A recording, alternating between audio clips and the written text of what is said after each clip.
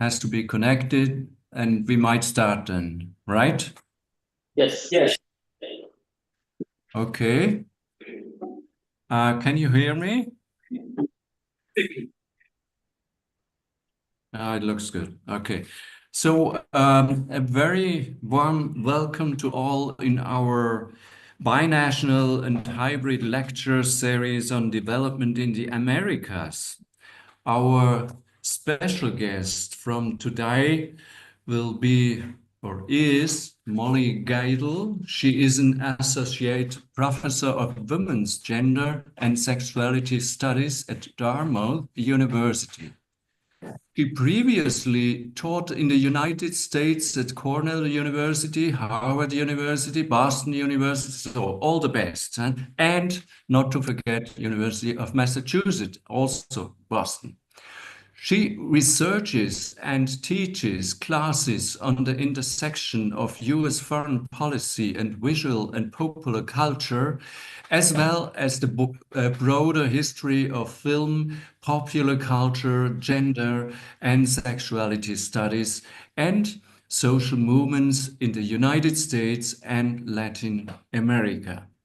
Molly Geidel is currently working on two new book projects. The first one, Everyday Counterinsurgency, traces how the United States has envisioned counterinsurgency as a gendered project since the early Cold War.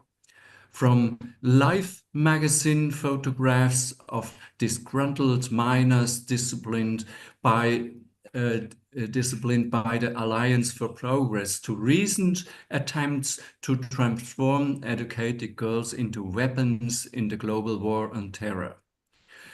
This text connects perfectly with the presentation of Francisco Rodriguez 2 weeks ago. The second book, Seeing Like a Liberal Empire, is a history of the development film, which will track the production and circulation of pedagogical films that imagined international development programs and trajectories. Um, to explain shortly the rules, we will gonna have now a talk of roughly 40 minutes. Please, not much more, Molly, because we will have to finish at 20 past 8. So I won't lose more time. And Molly, welcome here in our room, and let's start.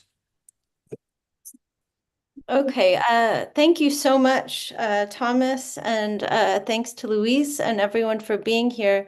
I'm going to share my screen if that's okay. And yeah, this is such a great series. I've really enjoyed the talks I've been able to attend so far. So here I'm going to talk about the second project Thomas mentioned, which is uh, the development film project, which is now nearly done and forthcoming probably in the next year. Um, so again, it's on documentary film and international development in the Americas. And then I'm gonna do like a slightly more sketchy thing, which is skip to some thoughts about the role culture and cultural institutions could or might play in a green transition, degrowth, etc. So yeah, just let me know at any time if you can't hear me or even like if you're lost, you need me to slow down, but I will try to be fairly clear and also keep to time or even be short. Sound is excellent. Okay, great. Thanks. So let's see, let me make sure I can do my PowerPoint. Okay. A typical development film opens on scenes of a tranquil rural village, not yet awakened by the inexorable forces of modernity. A domineering voiceover introduces the village as untouched by time and frozen outside of history, a place where there is no meaningful existence, but simply the passing of the years between birth and death. Sometimes the film opens on a montage of several such villages, accompanied by voiceovers musing things like, somehow poverty everywhere looks the same. This authoritative account of the barest of bare life is often corroborated by an expert talking head and often by scenes of indigenous villagers. So, disheveled women laboring in cramped interior spaces. We should get to those. Dirty, half-dressed children lingering in shadowy doorways, similarly ragged children ravaged by illness and further antagonized by folk cures. Um, and finally, premature funerals and drunken despair. Never are these abject characters given the opportunity to opine on their own condition. The commentary about the difficulty and futility of their lives comes only non-diegetically from above and outside. Eventually, in these films, something changes. Often a white, well-dressed stranger comes to town and precipitates the change. According to the voiceover, however, this change originates in the hearts of the people themselves. The scenes of abjection with which the film began morph into triumphant scenes of clean, orderly men working comfortably alongside machines, building schools, spraying DDT, settling underpopulated areas, receiving diplomas, and as in here, engaging in inaudible democratic speech. Sometimes leaders are identified, generally young men, tasked by the voiceover with dragging their villages the rest of the way into the future. Women retreat to the margins as admiring audiences for the laboring, democratically inclined men. Sometimes they sew happily, sometimes they are teachers in the new school.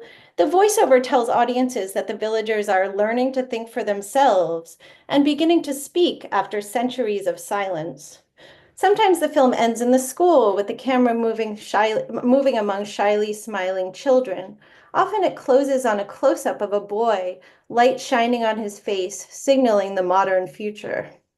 As the voiceover proclaims in one 1963 development film, speaking generally of Central America, before now, a mother could hope no more for her child than that he live. Today, he has every chance of life, and for the first time in the memory of her people, he'll have something to live for. My forthcoming book, The Development Film in the Americas, tells the story. Yeah, the title changed. I don't tell me if you like Seeing Like a Liberal Empire better. Anyway, it tells the story of the mid-20th century emergence, heyday, and decline of this cinematic genre.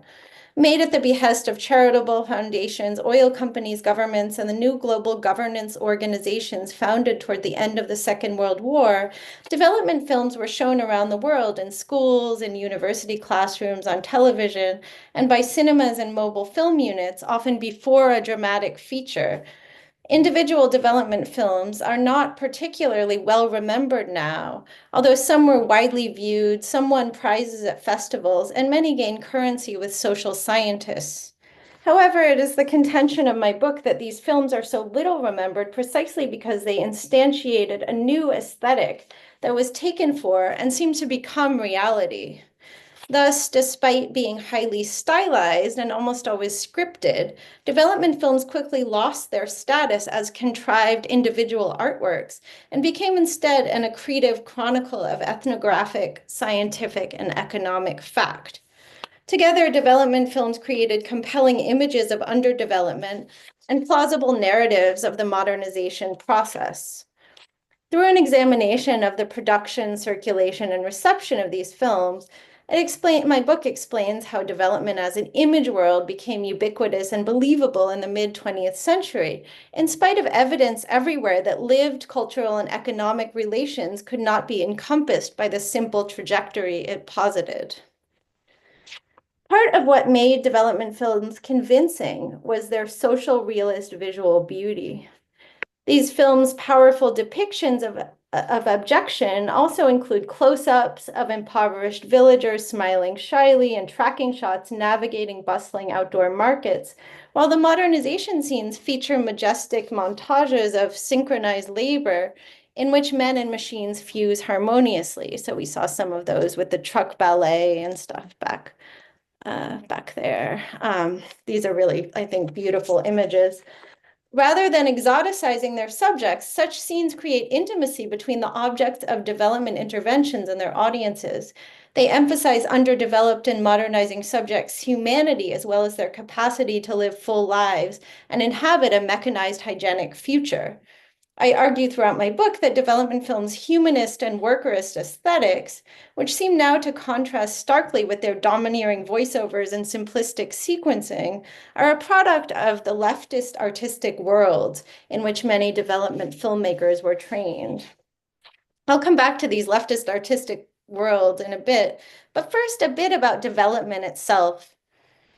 So what is development exactly? I know many of you know and have thought about this a lot, but I still want to clarify its meaning as I understand it a bit more.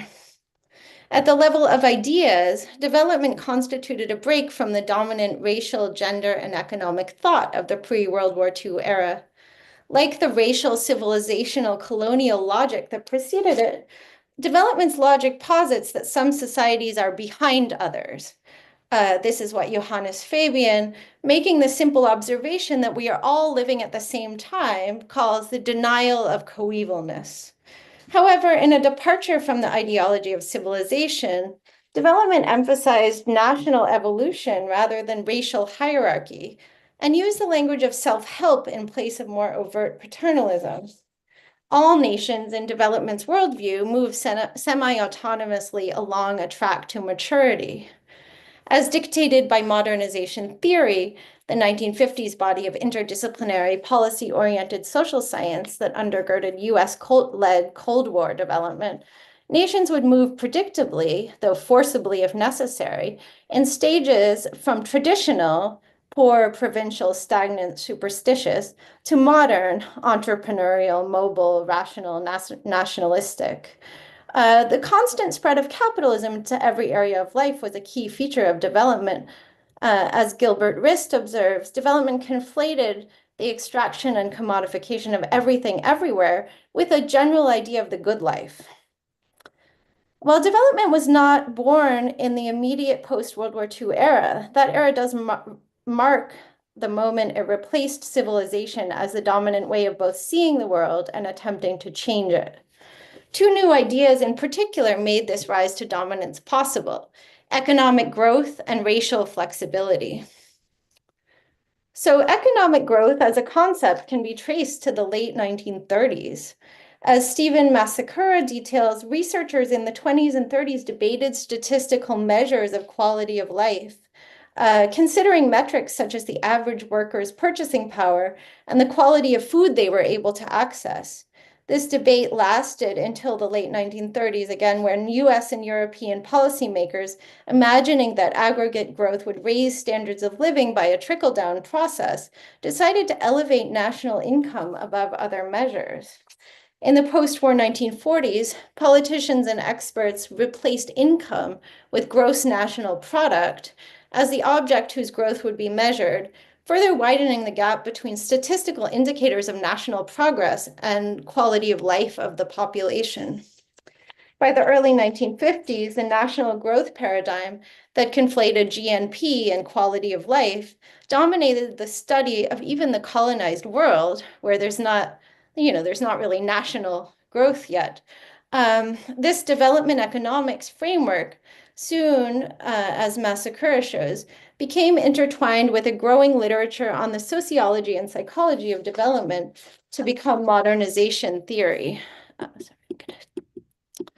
So when preeminent modernization theorist Walt Rostow, who advised successive US presidents in the 1960s, titled his 1960 treatise, The Stages of Economic Growth, he obscured the novelty of economic growth as a marker of well-being and to instead assume it as a taken for granted scientific principle.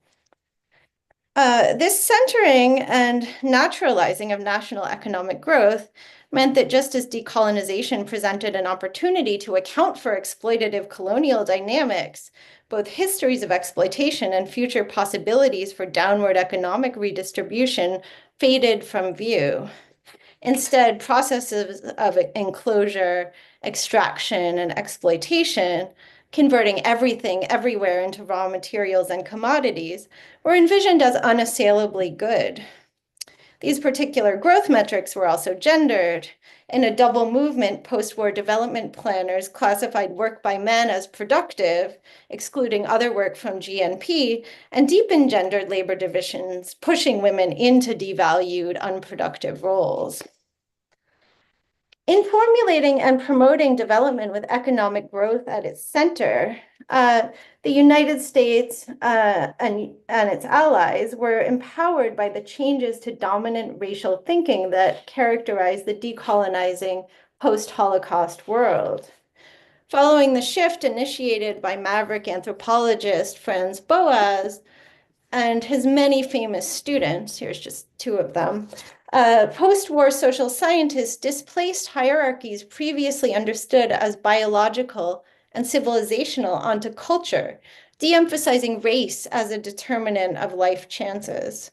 However, rather than using this newfound sense of the insignificance of race to fight for the end of colonialism or tolerate cultural difference, US and European intellectuals, such as those who convened to pronounce on race at UNESCO in the early 1950s, emphasized the ignorance of indigenous and colonized people as a looming threat that needed urgent eradication.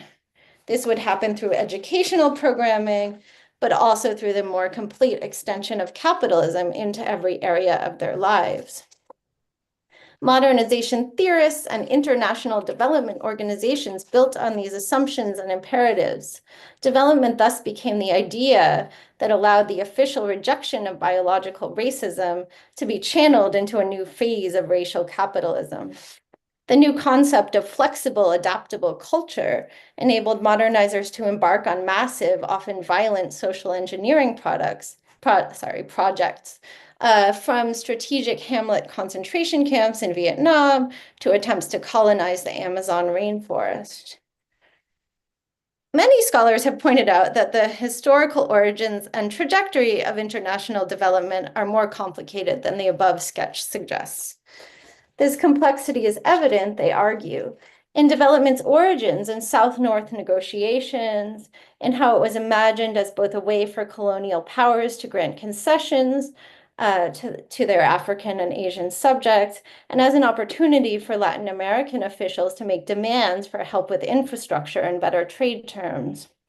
Other scholars have pointed out that development, particularly in the 1970s, was again seized by Global South actors for anti-poverty aims and was subsequently re-envisioned by feminists with the aim of empowering women and, of course, by environmentally concerned people as sustainable development. Finally, scholars point to socialist development in both the decolonizing and Soviet worlds to argue that development is not fundamentally capitalist. While these scholars are convincing on development's multilateral origins and the diverse ends for which it has been mobilized, I insist in my book that in its hegemonic post-war form, development itself created an intractable problem for the Global South.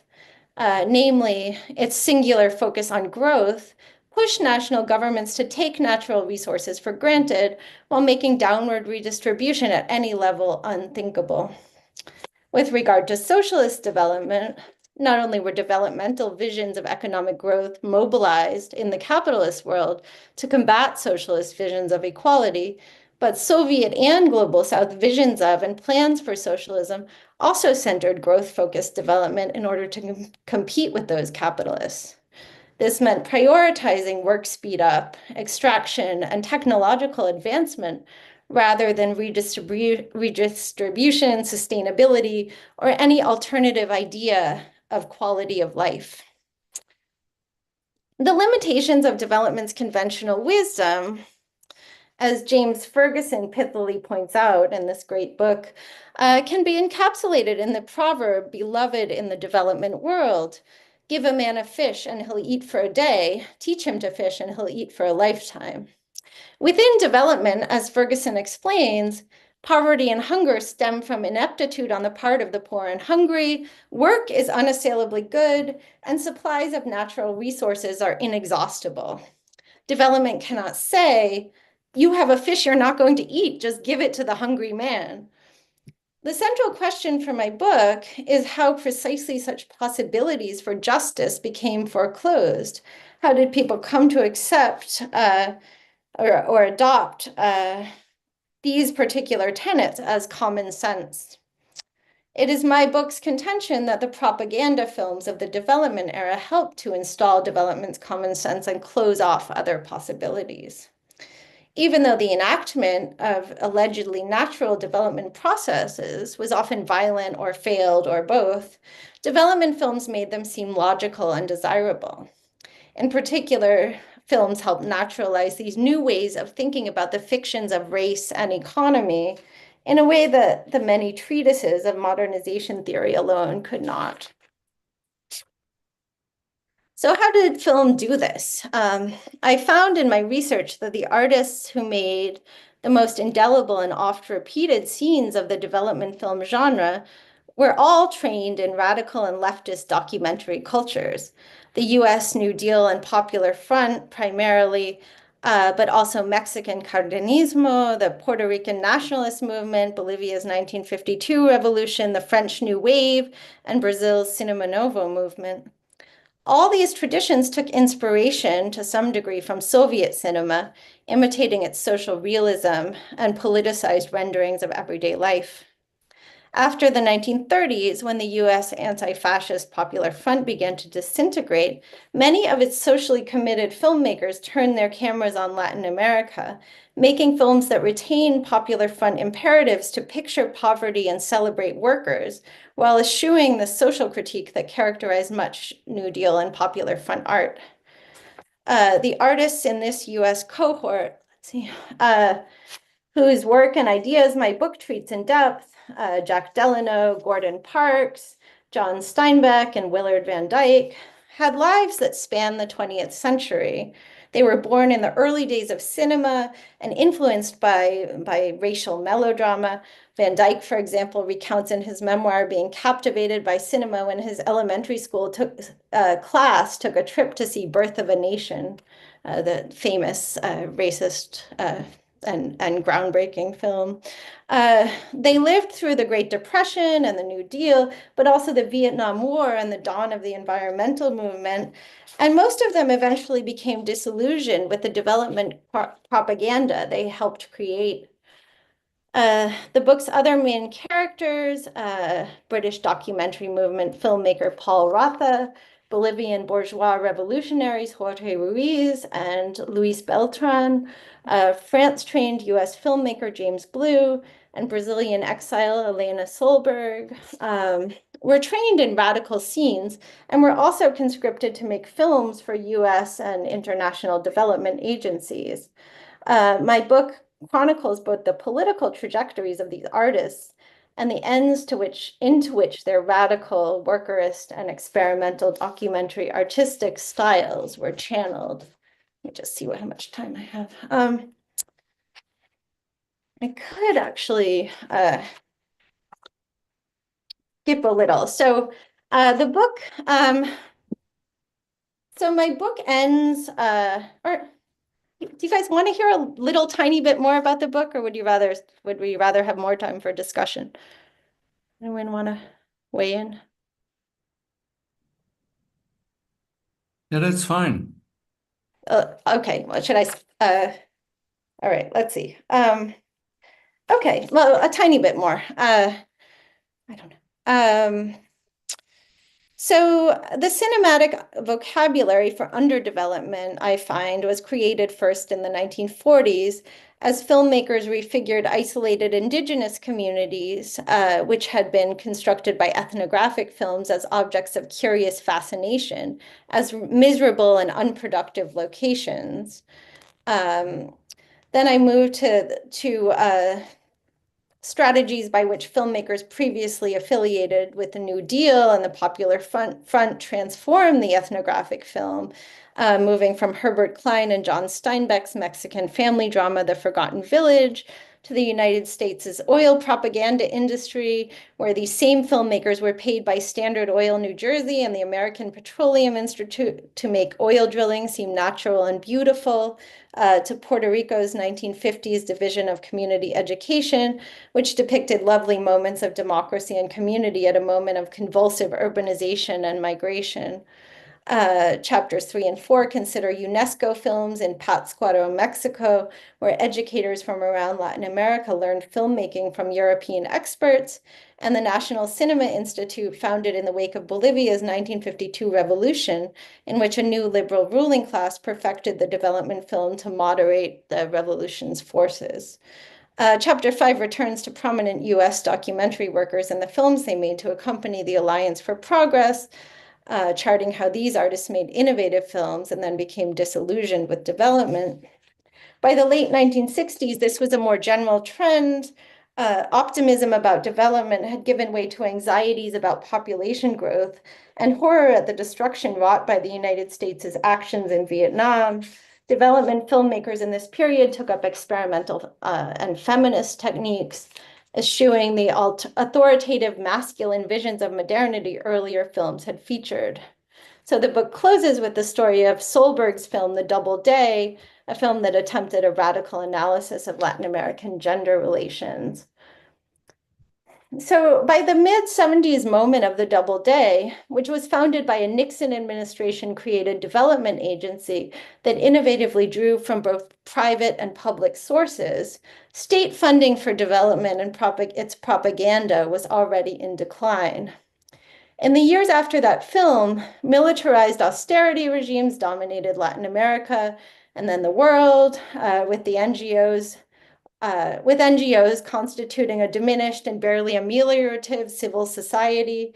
Meanwhile, the privatized development communications industry took over the propaganda project once assumed by states, diminishing both its ambitions and its aesthetic power.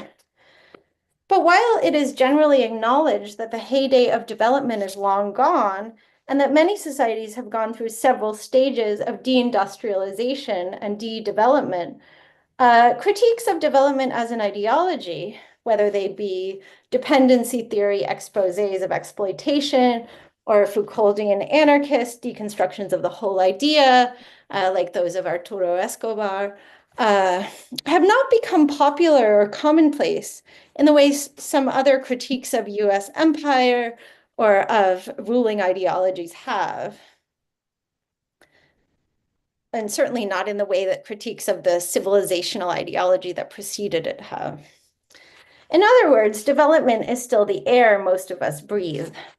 We recognize development as largely failed and having failed, failing and failed, but we don't disbelieve its descriptive tenets or have a new paradigm to take its place. The shorthand of development thus lingers, even in an era of chaos and de-development, structuring popular envisionings of everything from refugee crisis to environmental crisis to genocide. A recent headline that was in a lot of news outlets reads, "Destruction of Gaza has set back development by 69 years or 70 years." So insisting on reading carpet bombing and starving a captive population as simply one more quantifiable setback on its growth trajectory. And also, of course, identifying modernity as the end goal for Gazans rather than freedom. For this reason, it is necessary to understand the visual formation and circulation of development ideas, which have proven to be much more durable than the liberal imperialist welfare states that produced them. This task becomes even more urgent as climate change and economic stagnation shape global experiences of work and survival, and degrowth is at once inevitable and unimaginable. This failure of imagination in capitalism, the catastrophic fixation on economic growth above all things, preoccupies the cluster of climate manifestos produced in the last decade. Perhaps the places where we might most expect to see challenges to development's assumptions. The authors of these manifestos agree, more or less, on how humanity could save itself from the total collapse that will inevitably accompany continuing unmitigated carbon emissions. Whether imagining a future that is communist, social democratic, or decentralized and vaguely anarchist, they call for a program of slowed economic growth, less productive work, more economic equality, and more mass transit and public goods and services, an end to imperialism, and a new official respect for indigenous knowledge and non-human life. They differ on how exactly we might arrive at these ends. Naomi Klein calls for planning and banning. Kohei Sato advocates for worker cooperatives and local control over energy production. Jason Hickel calls for ending planned obsolescence, cutting advertising, and forgiving all debt. Such measures could, these writers agree, be a beautiful thing. We could end, or at least stem the excesses of capitalism and neocolonialism and save ourselves while finding meaning in community and social relationships instead of overconsumption. All agree that if there is any hope for survival, it necessarily entails a new imaginary, a new non-propertizing relationship between humans and the rest of the planet. For this new imaginary and new way of living, these scholars often look to Latin America. Naomi Klein begins her book by relaying the precise moment when she faced the reality of climate change, a 2009 conversation with Bolivia's ambassador to the World Trade Organization. Later, she quotes Ecuadorian Sarayaku leader Franco Viteri, saying, "The forest is already developed. The forest is life." Hickel points to Costa Rica, a country that matches the United States on well-being indicators with only a fifth of the income, as an exemplar of leaving growth principles behind and embracing state-run social services and meaning rather than consumerism. While Sato's greatest inspiration is the municipalist movement begun in Barcelona, he also highlights Latin America's revolutionary resistance movements, pointing to the Zapatistas and Via Campesina as groups leading the way in the fight for local sovereignty and against global capitalism and what he calls, though I think he's drawing on other people's work, the imperial mode of life. In their manifesto, Half-Earth Socialism, Troy Batiste and Drew Pendergrass take this tendency to look to Latin America to its logical conclusion. In the book's fictional sketch of the 2047 revolutionary carbon neutral society, the world's resource extraction, distribution, and use is planned from a Havana supercomputer while the World Parliament meets in La Paz. So despite these sources of inspiration, these thinkers are reluctant to abandon, revise, or even historicize the vocabulary of development. In Klein's recounting of her 2009 epiphany, what she in fact realizes is that climate creditors are owed money and technology support from high-emitting nations to help them develop on a green energy path. Hickel, a development economist, has little to say about development in his degrowth book, though he calls for a global North de-development elsewhere. He is instead briskly nostalgic for the era following decolonization as a time of advances when progressive policies reigned and average income in the global South rose. While he recognizes the extraordinary ideological coup that allowed national economy to be universally mistaken for the welfare of all humans and dates this coup to the mid-1940s, he does not connect it to development. Sato comes closest to questioning development, but like Klein and Hickel, he's at his least radical when thinking about development economics and the global South. It is there that he makes recourse to Kate Raworth's donut economics, a model which, as he himself explains, continues to prioritize capitalist economic growth, but posits that it should occur within upper and lower limits. Thus, even as these thinkers boldly imagine that degrowth would change everything, they still cannot conceive of a different index for measuring or a process for improving quality of life, despite the examples of their various Latin American inspirations. Instead, they remain stuck in the language of development, which for so long has given growthism its moral force. if these theorists fail to envision a way out of development, they do admit this failure of imagination, or at least they admit that part of the failure of degrowth is the difficulty of imagining otherwise. However, despite this interest in popular imaginations, and despite the many allusions to the Marshall Plan and the New Deal they make, none of these authors in their manifestos imagine cultural workers playing a part in the green transition. In the transition from the chaos of the 1930s to the US New Deal and the new global order, it to some degree made possible, cultural workers were key. As many historians argue, the US economy did not revive as a result of the New Deal, but US culture did.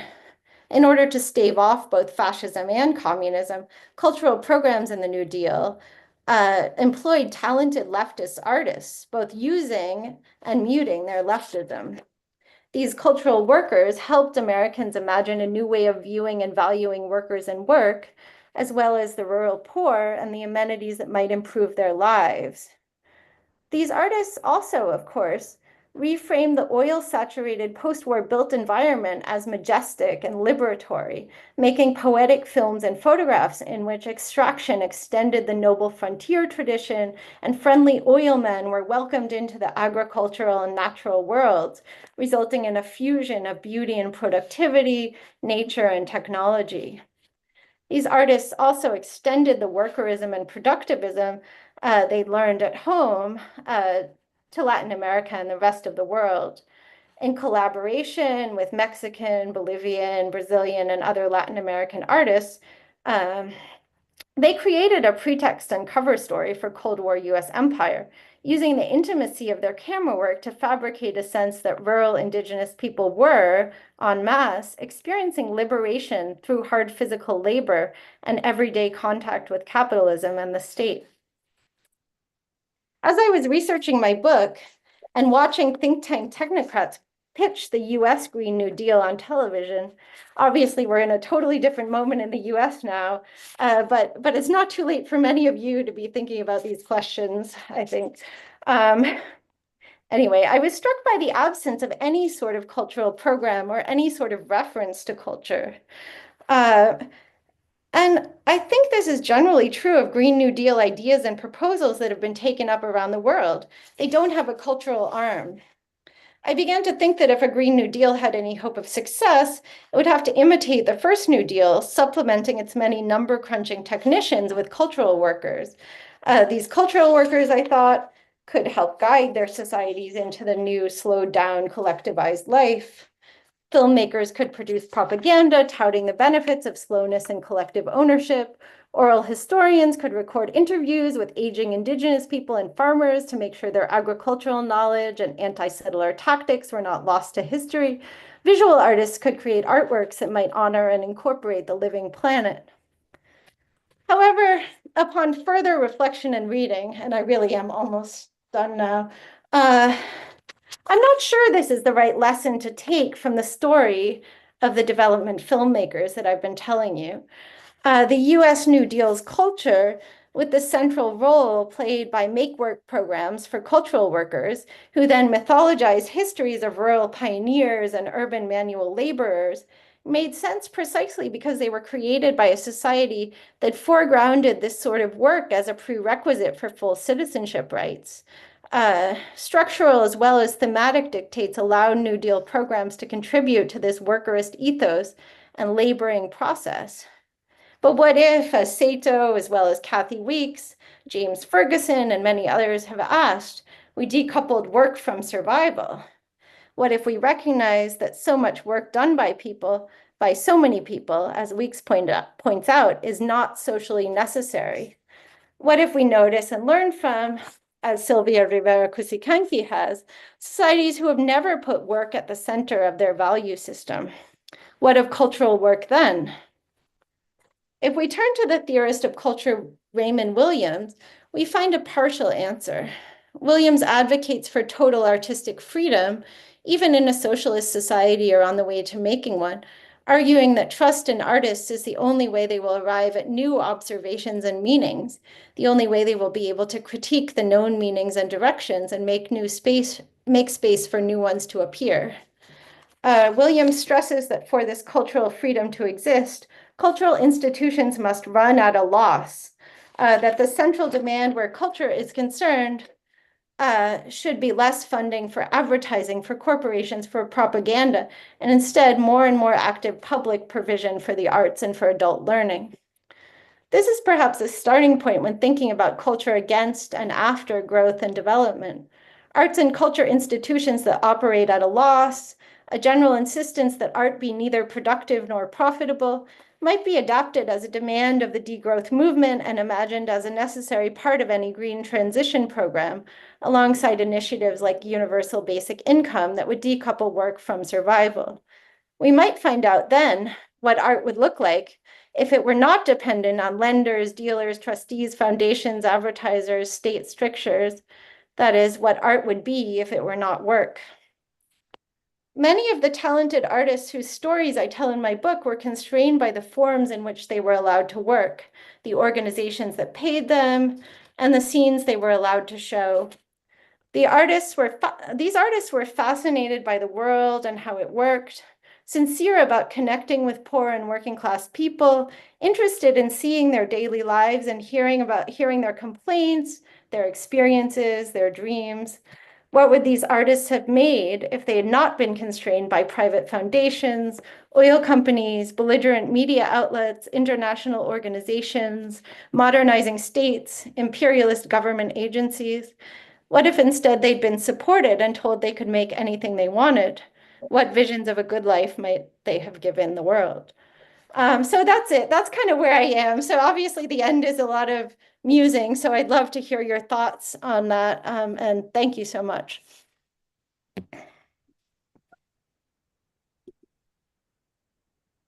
Wow, thank you so much, Molly. I just wrote in a short chat information to Andres because I don't have a direct channel to you. So to come to terms with your exposition, that was perfect.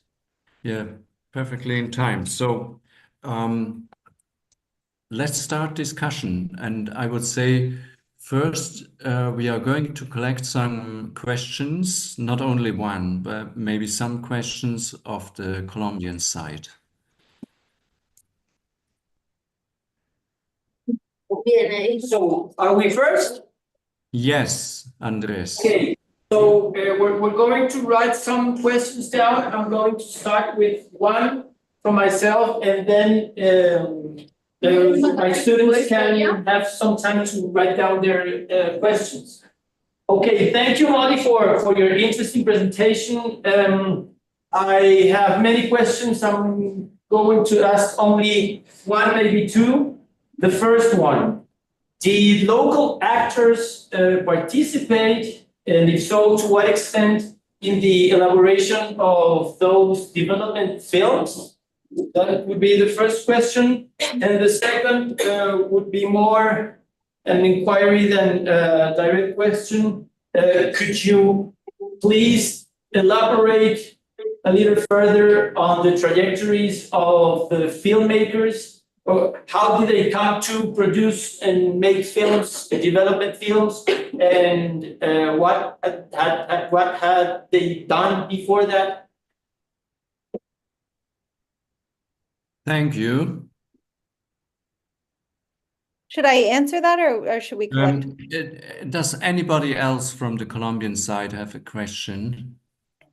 If someone has a question, that's maybe the time. They need some time. Okay, not at the moment. So let's start, Molly. Hi, thank you. These are questions I really wanted to answer. So local actors, yes, in almost all the stories, there are just kind of amazing kind of accounts of the filmmakers encountering these local actors who, because often so in the first film, I write about John Steinbeck and Herbert Klein's film that they made in central Mexico, The Forgotten Village. They drive for like all over the place trying to find a village that seems untouched, and they end up like not really being able to find one because, of course, like the revolution's been going on. They've been doing all kinds of like popular education and modernization projects. So finally, they have to use a composite, and then this medicine woman, Trini, she finally she welcomes them into the village. She's the first person in the village to kind of greet them and agree to work with them, and then introduces them to all these other people. And they end up in the film portraying her as, I mean, she's the villain of the film. She's like, you know, the kind of the evil force preventing modern medicine from coming into the village. And then all of these, so I mean, there are all of these shots of her with them on set, and they keep asking her, like, you know, if she knows what different things mean. And she looks very friendly with them in the kind of behind the scenes photos, but she does this kind of amazing performance of being this kind of totally unwelcoming, superstitious person. And then these anthropologists and, you know, other, especially Americans, review the film and just say it's a kind of faithful ethnographic portrayal of village life in Mexico. And, you know, the like Trini is this amazing kind of specimen of a recalcitrant, like, you know, rural person. And but it's obviously, you know, it's a completely scripted film, and this happens over and over. Often people are sort of like people seem to get into the acting. So this Bolivian woman, Sebastiana Quispe, who's in this kind of famous Bolivian ethnographic film, Vuelve Sebastiana, is really, she's, as a child, she's like this incredible child actor, and she always wants to act again. And basically she never gets to act again because she keeps in touch with Ruiz, the filmmaker, but like they don't think of her as an actor. They think of her as, you know, Sebastiana, that, you know, she's the character. And then, so there are just lots of stories like this where the films say that these are non-actors, these are just kind of local people, and the reviewers interpret the films as completely kind of verite, or, you know, real life accounts. But in fact, these you know, these local actors are really you know, turning in performances of often of traditions that they've kind of that they don't do anymore, basically, sort of traditional life, some of which they, you know, some of which they kind of still practice, or still live, and some other customs they've abandoned. So it's, yeah, the stuff about the local actors is one of the more interesting parts of the project, I think. There's another, so Gordon Parks makes his first film. He becomes a really successful Hollywood filmmaker after this, but in Brazil with this young kid, Flavio, who becomes this icon in the US of poverty and hunger and suffering, and kind of his friend, it kind of haunts Gordon Parks for the rest of his life. They kind of take him to the US, and then he fails at basically he fails some tests after a few years of education in the US. And then they send him back to Brazil, and he's always sort of caught in the middle and depressed. And every few years, reporters go and interview him, and he's kind of wistful about the whole thing. So yeah, there are lots of stories like that.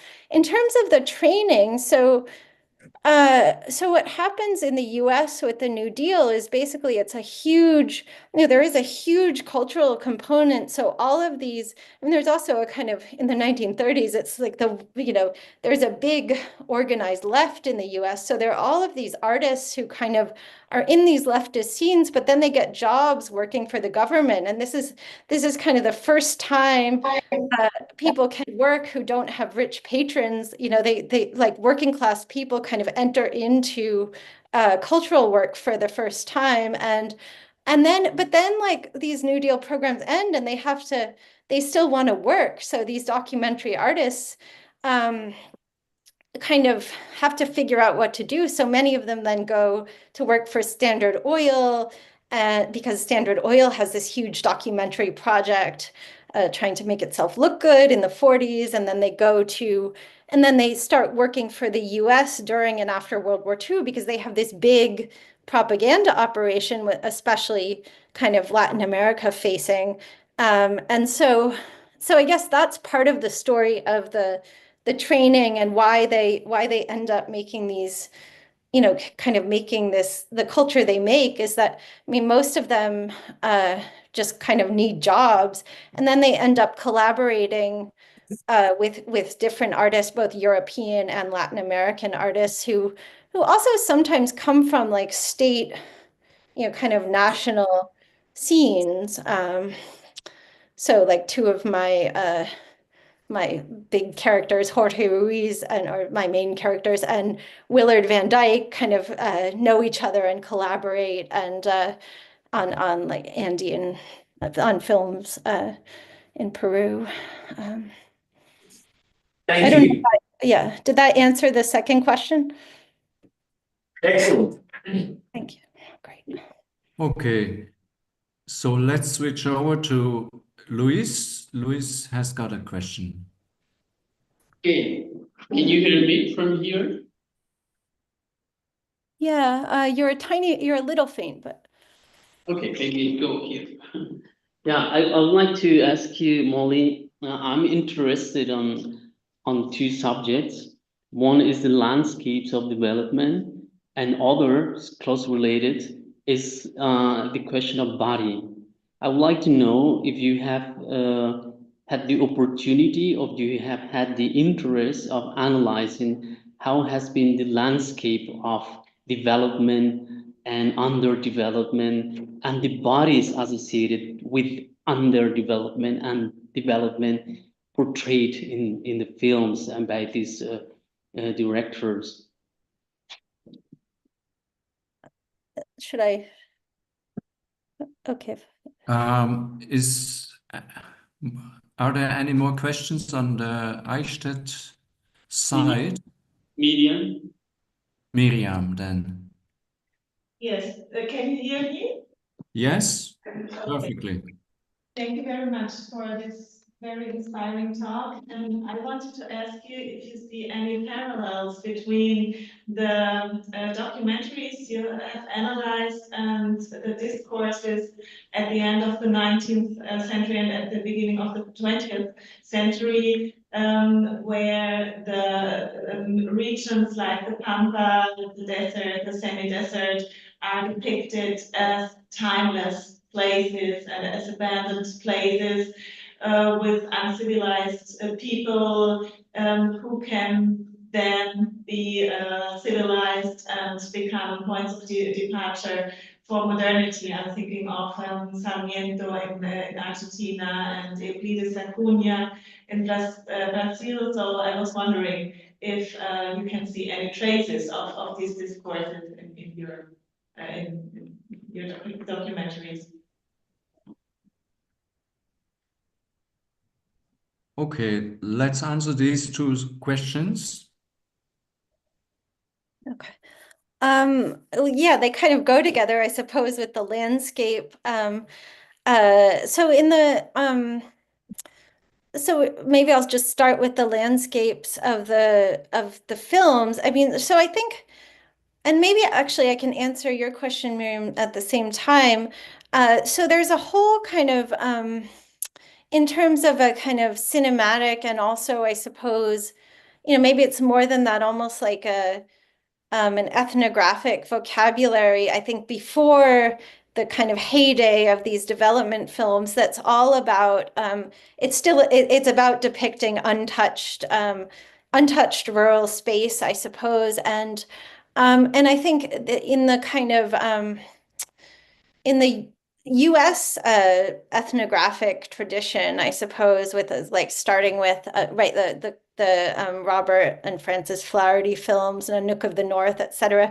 They're really, I mean, it's sort of I think development films take a lot from that landscape where they kind of purge it of all technology and all evidence of modernity, and they sort of imagine it as just completely you know, kind of both in the past and untouched, but there's a bit of, I suppose, maybe also romanticism about it. So the position is like these people are going to be eventually destroyed by Western civilization, or their culture will be destroyed, and we're kind of sad about it, so we're going to preserve them.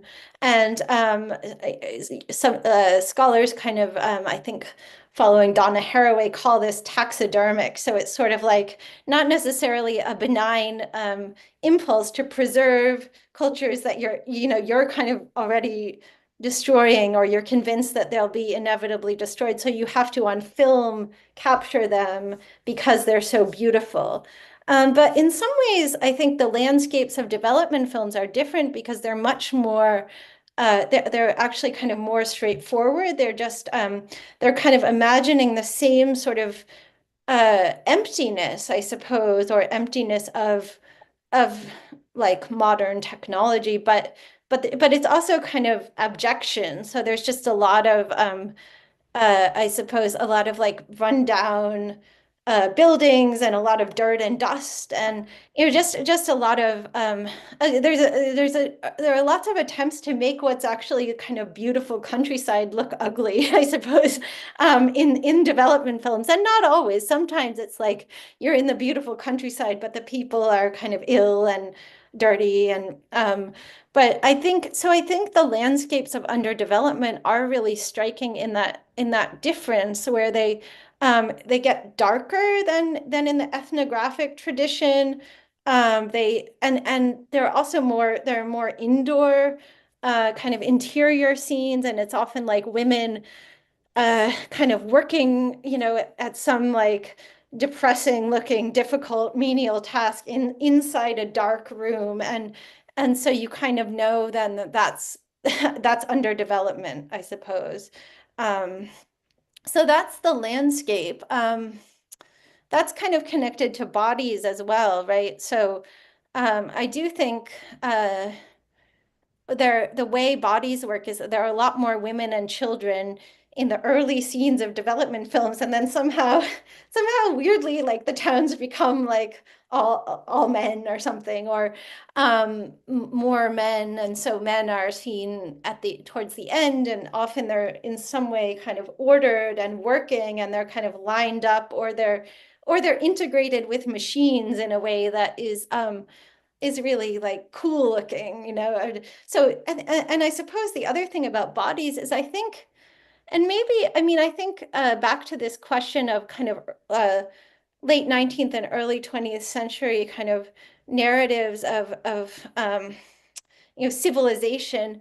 I think that there's also some of the ideas about racial flexibility that become prominent in development come from earlier traditions of like Latin American kind of theories of racial improvement, with like mestizaje and sort of so like the idea that like people can improve racially is kind of I suppose it's more of a racial civilizational idea, but I think it influences the kind of development ideas about progress, and about how indigenous cultures can change. And so you get in these films a lot of talk about how you know, things like the Indian in modern clothes speaking Spanish becomes mestizo, just like European immigrants to the United States became white. And I mean, that's the voiceover in one of these classic films that's actually made by Ruiz and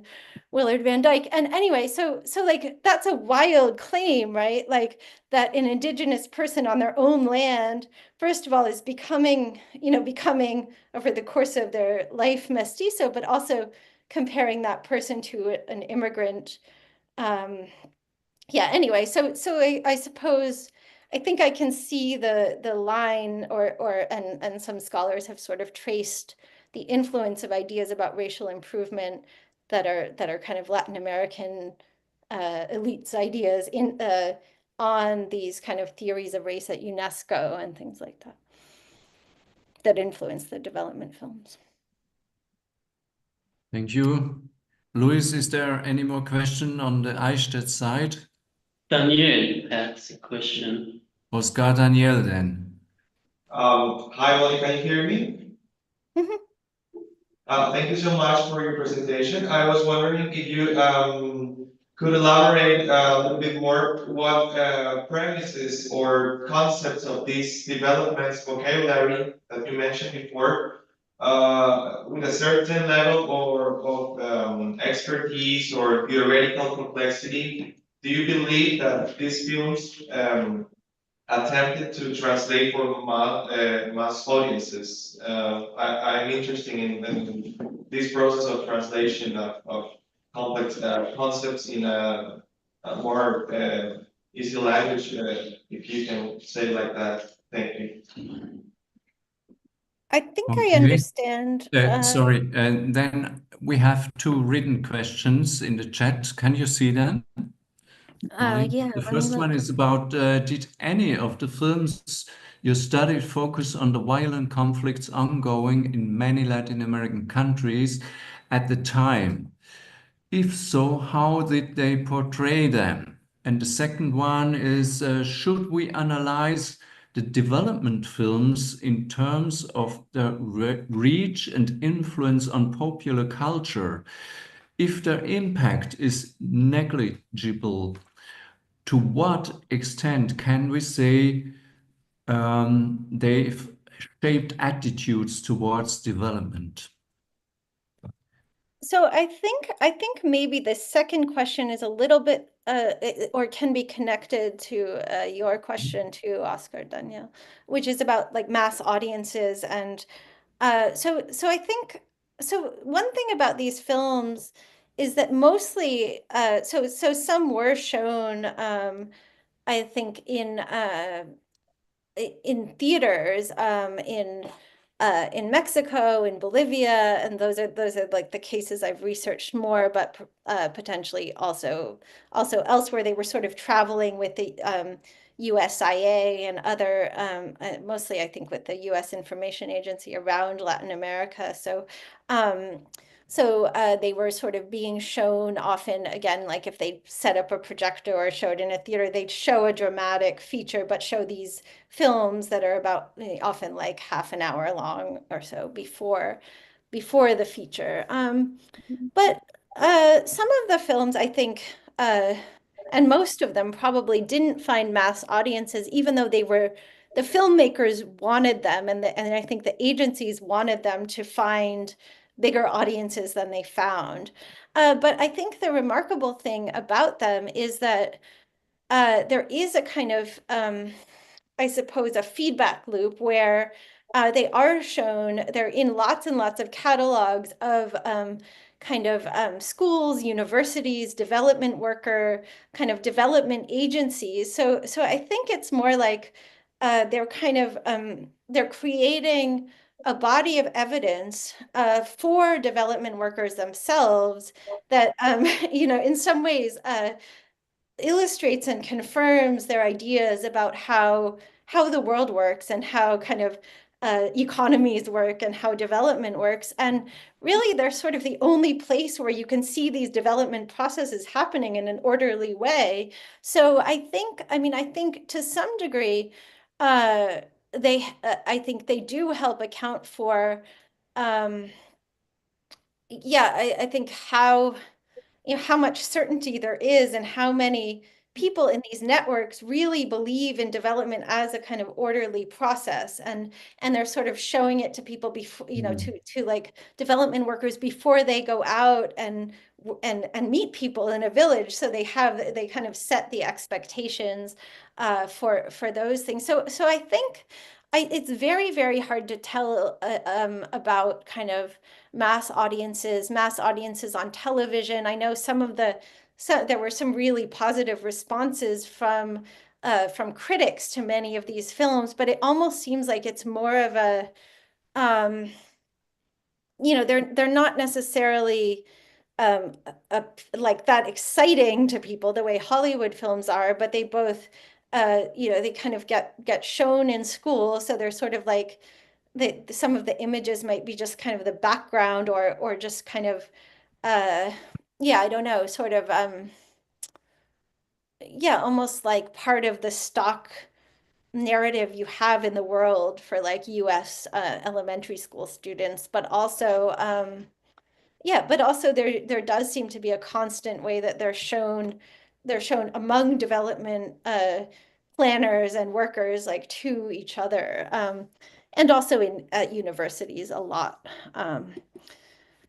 So I suppose that's how I try to think about that's what I found. And the other amazing thing about that, and maybe it connects to the first question, is that there are quite a few filmmakers who say they've simplified the story because they want it to reach mass audiences. So they sort of say, like in The Forgotten Village, well, we can't talk about the Mexican Revolution or who owns the land because we want to simplify the story for mass audiences.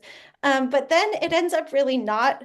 The Mexican government is a bit like offended by the film because of how it portrays the rural people. So then it doesn't at all get shown to mass audiences in Mexico, but it seems to be shown in the US among kind of intellectuals and social scientists, and they review it and say it's this like great faithful account of reality and it wins awards, and Eleanor Roosevelt really likes it. So it seems to me, it seems to be this kind of elite feedback loop, I suppose, more than anything else.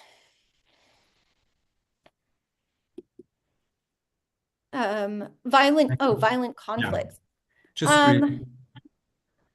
yeah, I think so. The violent conflicts are mostly, I think basically completely erased. I mean, that's one of the really amazing things about them is like the films in Colombia, the films in, there's one in I think in Brazil, like right after the coup, where they don't even talk about it. I mean, there's no violent conflict in these films, and that I think, yeah, that's maybe the most remarkable thing, or one of the most remarkable things about them is like that's completely expunged from the world of the films. I mean, even these.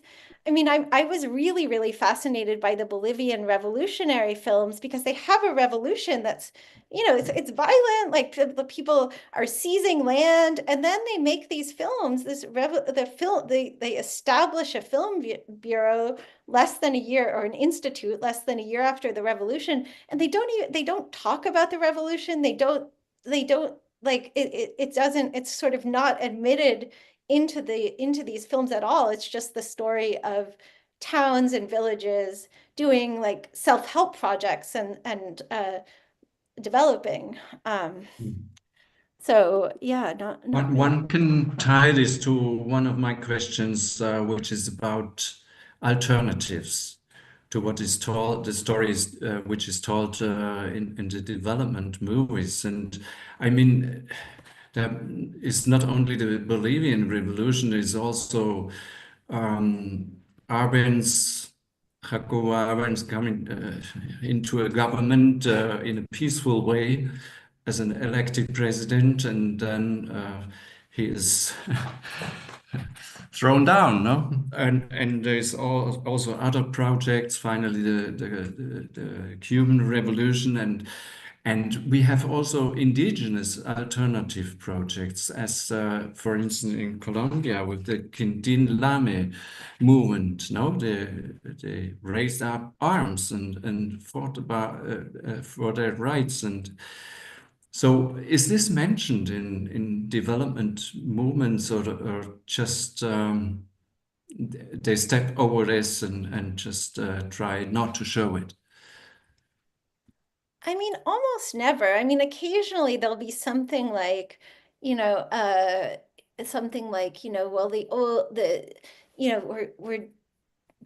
we're embodying, we're helping the peasants or the Indians to change, and the landowners hate us and the communists hate us, and so we know we're doing the right thing or something. But but I think in terms of um, yeah, I think in terms of the actual alternatives or processes that are happening. I mean, it's interesting because there's a lot of Cold War propaganda, right? A lot of US Cold War propaganda, a lot of, Yes. right-wing Cold War propaganda that does confront this, can talk talk about Cuba, talk about other stuff. But these development, I mean, it's really, I don't know. I mean, I think I am really struck by this creation of this entire world in these development films that doesn't really have political conflict or has political conflict, but in a way that can just be resolved through these technological fixes. And so it doesn't seem to me that really political conflict can be admitted into these films, into the world of these films. And the other question I had was about the United States, and some of these movies came from the United States, done by actors of the or directors of the United States, actors of the United States, and within the United States, you have underdeveloped territories too, at this time. So, how does this come in? Yeah, I mean, I think that sort of that realization or those thoughts kind of flicker in and out a lot. So they have things like with I've written about the Peace Corps, right? Development workers Yes, I training, know. and they would train in like poor areas, or they'd go to Indian reservations, or they'd go, so they'd have some idea that there are these areas at home where they can sort of do the same thing or train for their work. Uh, but I think that there is yeah, I'm not sure why, but those kinds of I mean, and I guess I mean the case of something like, somewhere like Puerto Rico is interesting because there's a lot of it sort of feels like this like inside outside case where often in Mm. these in the films, they're presenting it as they're almost, I mean, while like completely crushing the nationalist movement, they're presenting Puerto Rico as like as a nation that is responsible for its own development or something. So yeah, I mean, I think the question of what they're, this sort of I don't know, combined and uneven development question or something is really interesting, but it doesn't um yeah, it seems like for this kind of heyday of these development films, which is the kind of maybe Mhm. mid 50s to the mid 60s, they don't really do that much with that. And then then it really comes home in the US in the mid 60s, they kind of model the war on poverty after some of the development programs they've been doing. So they kind of realize they need to like pay attention to things at home. Should Okay. I answer this one about Yes. gender? Yes, do that, please.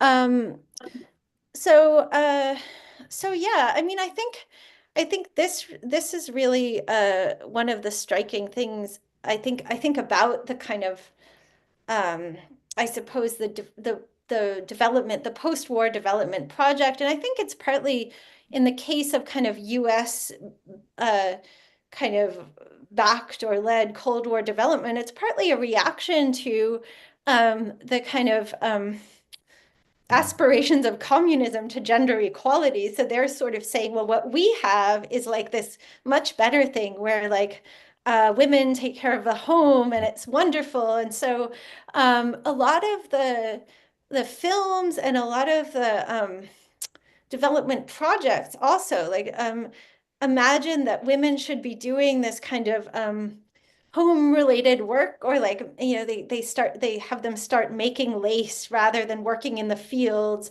And so it's a very so like there's a kind of groundbreaking book in 1970 by Esther Bosrup where she points this out, and she's very much she's a development person, and she just says, why are we, insisting that women, like even women who have been farmers traditionally, why are we insisting that they get out of the fields and stop farming? Like we're not valuing their economic, their work and their economic contribution.